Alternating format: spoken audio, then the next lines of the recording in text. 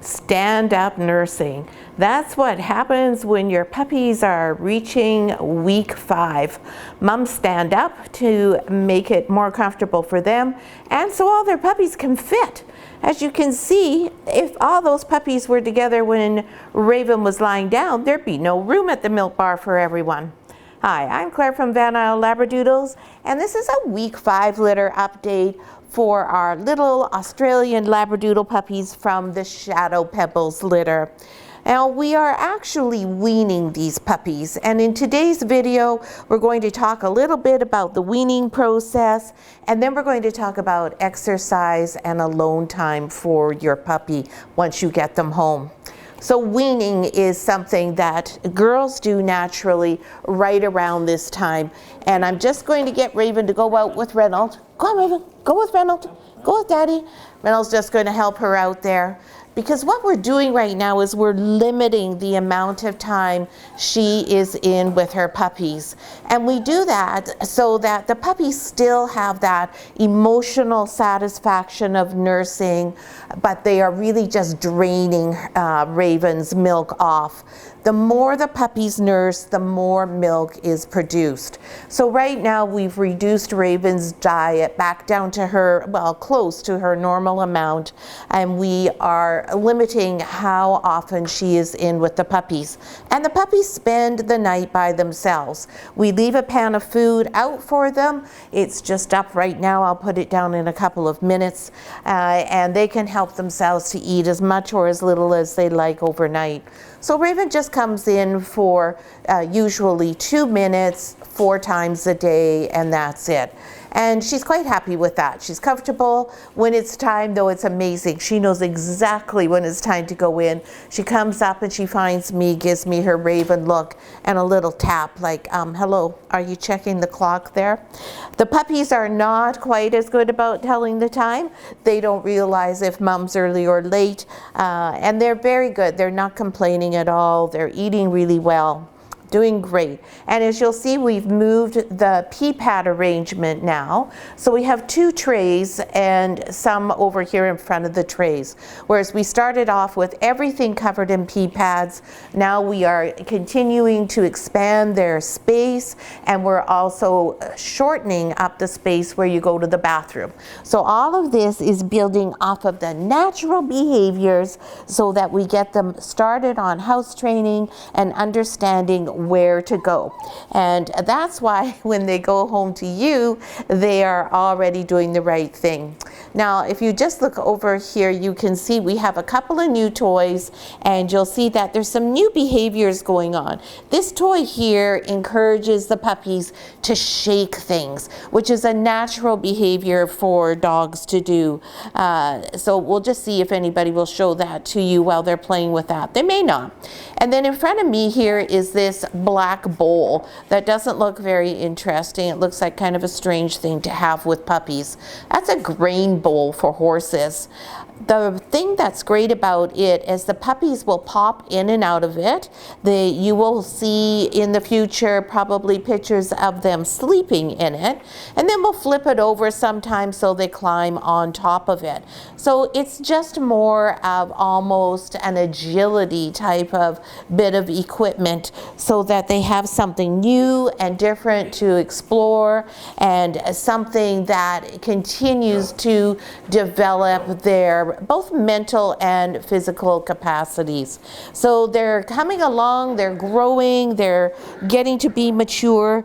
Now normally we would have their puppy family visit coming up this weekend, but at Van Isle Doodles we have a reunion every year, and our reunion is on Saturday. So Kinsey's litter visit will be on the Sunday, and these puppies will be the week following. It doesn't mean you miss out on anything. If anything, the puppies are even more engaging if you wait a little longer. They also have teeth, so you'll see I have socks on. One of the reasons is because they are biting on my toes and my fingers. And now right now we let them do this because they first of all have to learn the texture of our skin and our clothing before they can learn that, whoops, poor Pink, are you okay? Do I have a little crash there? Oh my goodness me. Before they can learn what not to put in their mouths. They have to know what it's like first. So now you can see here on this, I don't know what you would call this toy. It's a really good one though. You can see that they're all playing in there together. They can tug, they can get their teeth in it. This part is supposed to be for the person to put their hand in, and you can run around and get your puppy to chase you. But it also serves as a really good thing for the puppies to chew on. And then we'll see, we have Miss Pink Monkey in here. She's little, but she's really great because her arms move through her body if you're really strong. She's got a squeaker, and she's got a little bit more toughness, I guess, if you will, a little more resistance in her arms there for the fact that they now have these very sharp baby piranha teeth. And these sharp teeth last for about 6 months. When they get their adult teeth, which is right around by 6 months they're in, then those teeth are much less sharp. They do not sting like these ones do. These ones are just a little bit uncomfortable when they do get you. And sometimes you're like, oh, ouch, ouch, ouch, ouch, that really hurts. So this is how we start to teach the puppies that this is not what we want to do. When they do get on our toes like this, we'll do some ouching. And the puppies in Head Start, we will do even more with them individually, so they get even more bite inhibition training. And I'll send everybody a link to an article that we have. It's on our blog post, but sometimes it's a little tricky to find on our blog post. So I'll send everybody the link to that with their educational video this week, so you can start getting prepared for how to practice bite inhibition at home. Now we're going to talk a bit about exercise. So you can see they're all running around, they're having a great time, they're playing with each other, they're climbing on me, they're climbing on the bricks. Everything is fair game when you're a puppy. So when we talk about exercise and how much is good and how much is not good for your puppy, we really do that in very small increments.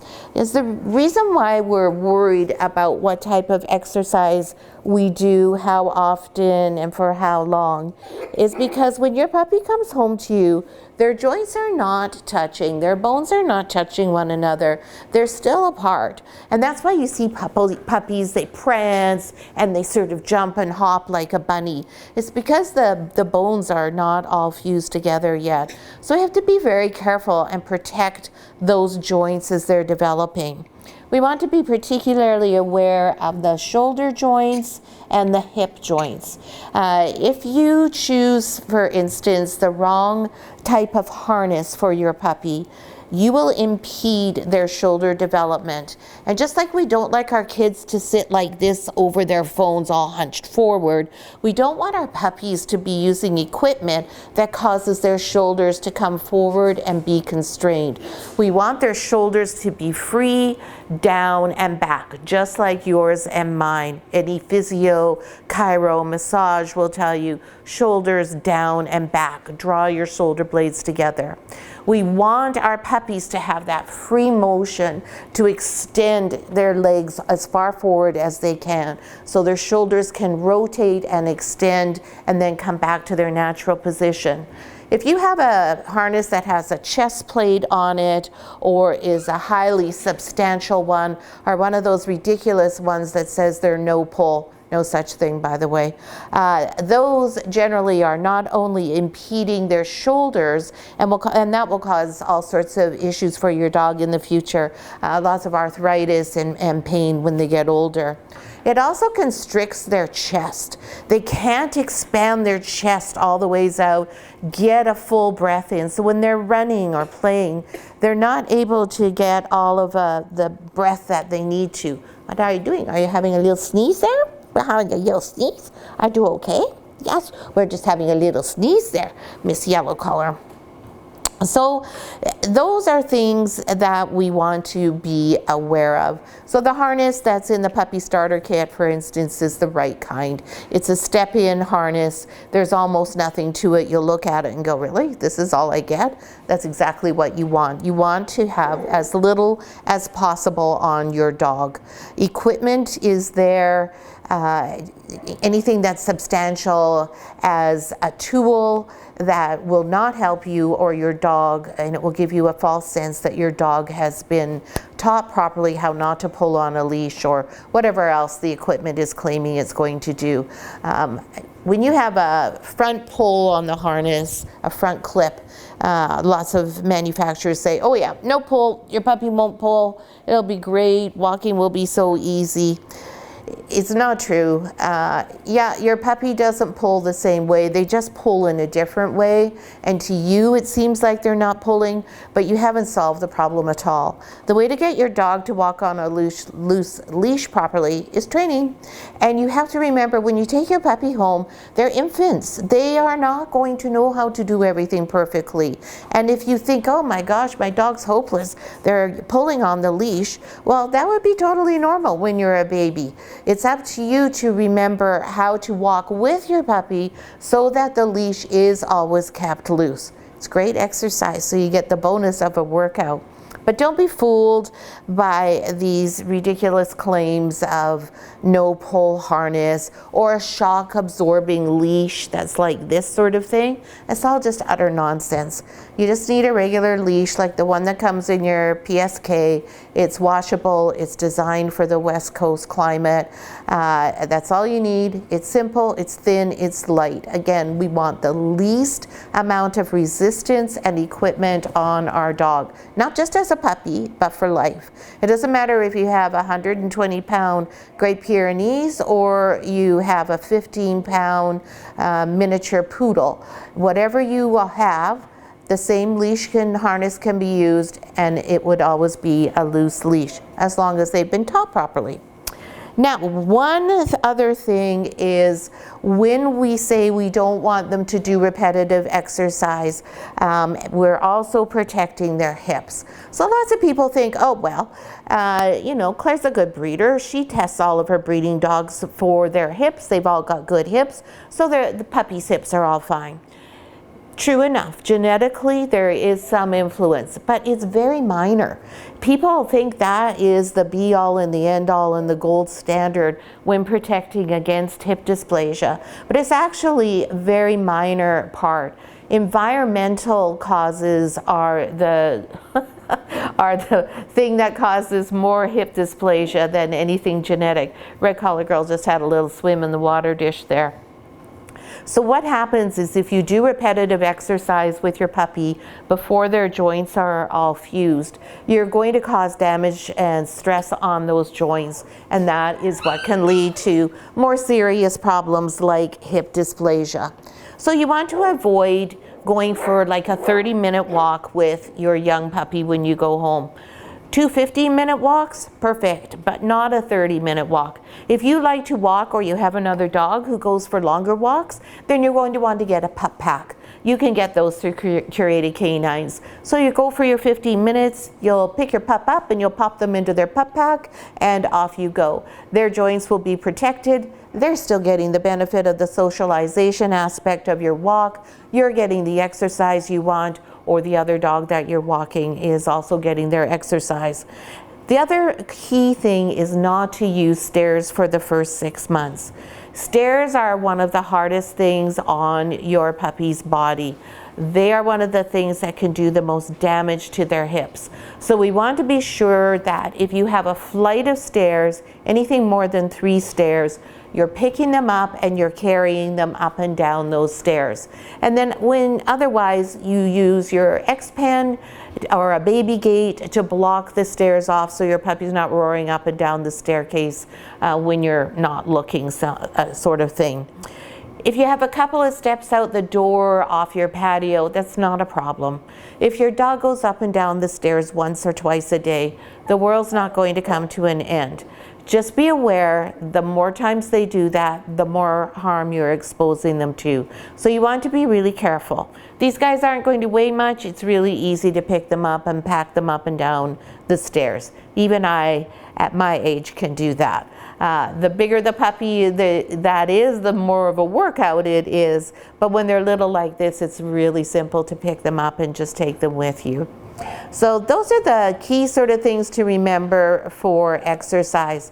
Now, if your puppy's out and about playing on their own, you don't need to monitor what they're doing or stop them from doing something. They're totally fine. They will self-regulate in terms of starting, stopping. Because see now, look at all the puppies now. They were all running around. Now they've all slowed down. There's a couple that are gone for sleeps already, and they're all picking a toy that they want to chew on. Because right now the most important thing is teething. So everything goes in the mouth and everything gets chewed up, and that is what they're focused on. And Miss Monkey looks like somebody got some poop on us. We're going to take her out so she can get a cleaning, and we'll replace her with Miss Gorilla here. Miss Gorilla, she has a really loud squeaker. She also has some Velcro on her arms. Usually I hang her up from somewhere. And she's got a really fun texture with all that floofiness there. So this is something really fun and new for the kids. That squeaker sound is something new. And you can see nobody's scared. They're all curious. And we're going to have a big conversation inside the crate here. The crate is now being used much more, as you can see. Sometimes it's used for sleeping. Sometimes, as you can see right now, it's used as a playground. So the other thing we're going to briefly touch on is alone time. One thing that people often tell us is they are not sure how to make sure their puppy doesn't suffer from any separation anxiety. So the first thing to remember is puppies don't come with separation anxiety. It's not something that they know anything about. They have no clue what that is. It's something that we teach them, or more appropriately, we fail to teach them how to be successful on their own. So yeah, dogs are social creatures. ALDs are particularly social. If there is a breed that is more disposed to feeling trauma when they are left, it's going to be an ALD type of dog. Their whole lives are built around you and their relationship with you. So it's not surprising if we haven't set them up for success and developed a lot of confidence that we're going to have puppies who are not very happy when we leave them at home alone. So the first thing you want to keep in mind is you're not going to leave your puppy alone at all for at least the first 10 days. Your puppy needs to learn that they've got a new house, they have a new family, and that they can trust you. They have to learn that you are there for them. You have to prove yourself to them. Then after the first week, 10 days, once you've proved yourself to them, you start by using the X-Pen, which is similar to this one here, the one in your puppy starter kit. And when your puppy's had a really good play, like they just did now, they've been fed, they've had some toys, they've had a play, they've had some attention paid to them, and they're already showing you like this, that, oh, and over here. Like, okay, you can see them all in the crate here. This is time for us to start lying down and having a rest. That's when you start leaving them alone. So you set your X-Pen up. You do not have your crate in the X-Pen. The crate only is for sleeping at night and right beside you in your bedroom. What you have here is the donut bed from your puppy starter kit that stays right in your X-Pen, along with a couple of pee pads, a couple of toys, especially a chew stick, and you just let your puppy do what they're doing, sleep. So you do as I'm doing right now. You hang out in there with them, you play, you touch them, you talk to them. Now if I was going to start alone time and this was my puppy, I would get up now and I would take myself out of the X-Pen. But I wouldn't be out of the puppy's sight. I would be doing something where the puppy, were they to wake up, or if they watch me when I leave, they can go, oh yeah, she's right over there, and they can relax and go back to sleep. And then you can leave them there while they sleep. If they don't wake up, it's fine. But you don't want to be too far away. You don't want them to wake up and be distressed because they can't find you. My goodness, we got quite the play going on in there. Why, what a racket they're making. So you want to make sure that you have the X-Pen set up while you're doing this somewhere where you're nearby. If you have a home office, this works really well because you are right there working. The puppy is in the X-Pen right in your office with you. So when they do wake up, they're not going to have any stress at all because you're going to be right there. And as soon as they wake up, you say, hey, hi, how's it going? Did you have a good sleep? You pick them up, you take them outside, and you use your cue word, and they're going to go to the bathroom. And then you're going to play again. So you kind of repeat this a few times during the day. And then once you've finished work or whatever is going on in your life for the day, you expand the X-Pen out. So you have a room in your house, you have an area blocked off. The puppy is free to run around in that area, and that's where somebody's interacting with them and having a good playtime. Now after you get them really comfortable and you can put them in the X-Pen and they go to sleep on their own, sometimes that takes 3 to 5 days, sometimes that might take 10 days, then you can start going out of their sight. And you go out of their sight just for a brief period of time at first, and then you're back and forth, and you just keep extending the time you're out of their sight until they're comfortable for an hour or two. And then you know, hey, you're okay, you can go and go grocery shopping or whatever you need to do where you're not taking your puppy. And even if you can take your puppy with you everywhere, don't. You want to make sure that your puppy is getting that alone time so that they are fine by themselves. So even if you don't have to go anywhere, make sure that you set them up so they can't see you and they are on their own for an hour or two during the day. If on a regular day, like an hour will be more than enough. 2 hours if you have to go out and do something. And before you know it, your puppy will be totally fine occasionally being on their own for a few hours. You don't want to be leaving them on their own for extended periods of time at any point, because that's just not something that ALDs enjoy, and it's not a successful relationship if you're continually leaving your puppy on their own. They want to be part of your life, and presumably since you've got one, you want them to be part of your life as well. So that's a couple of tips on separation, anxiety, how to avoid it, and exercise, and making sure you don't do too much. And remember, mental exercise is even more important than physical exercise, especially for this breed. So when you take your puppy out for a walk, you want to not be guiding them. Let them go helter-skelter, higgledy-piggledy, wherever they want. Let their noses be their guide, because that's their entertainment. That's their mental stimulation. So you may spend your day and be getting excited because you read a book, you watched a movie, you saw something on TV, you went to a sporting event, you watched your kids playing soccer, you had a conversation with a friend face-to-face. But for a puppy, those things don't happen, or an adult dog. They get all that information from here. So when they go out, they want to go to everything. It's just so interesting to them because they can smell from a blade of grass, oh, there was a big dog here who is a mom dog and she is older than I am, and who knows what else it is that goes into their heads, because we don't know enough to understand. But that's where they get all of their source of stimulation, and that's what allows them to decompress. Because once their brain is full and they've gotten that, their mental stimulation and enrichment for the day, now they feel great, they can do things like this and play, and by the time it's the end of the day, they'll sleep like babies. So we hope you enjoyed the video. We're not doing individual puppy updates today.